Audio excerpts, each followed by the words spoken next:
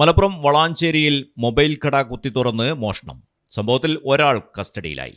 Valanchery bus സ്റ്റാൻഡിന് സമീപം പെരിന്തൽമണ്ണ റോഡിൽ പ്രവർത്തിക്കുന്ന വെൽടെക് എന്ന മൊബൈൽ ഫോൺ കടയിലാണ് മോഷണം നടന്നത്. ഇന്ന് പുലർച്ചെയാണ് മോഷണം നടന്നത് എന്നാണ് അനുമാനം. സ്ഥാപനം പ്രവർത്തിക്കുന്ന കെട്ടിടത്തിന്റെ മുകൾ നിലയിലേക്ക് പ്രവേശിക്കുന്ന കോണിയുടെ ഭാഗത്ത് ചുമർ തുരന്നാണ് മോഷ്ടാവ് അകത്ത് കടന്നത്. ലക്ഷക്കണക്കിന് രൂപയുടെ ഫോണുകളും മറ്റും മോഷണം പോയതായാണ് പ്രാഥമിക വിവരം. സംഭവത്തിൽ വളാഞ്ചേരി പോലീസ് അന്വേഷണം ആരംഭിച്ചു.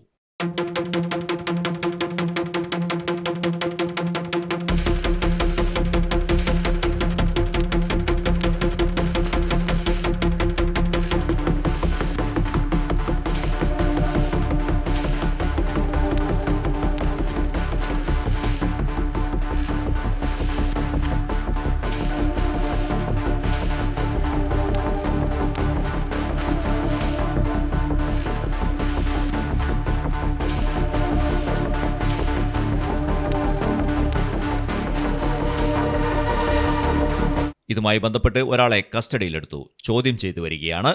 News bureau, Valanchery.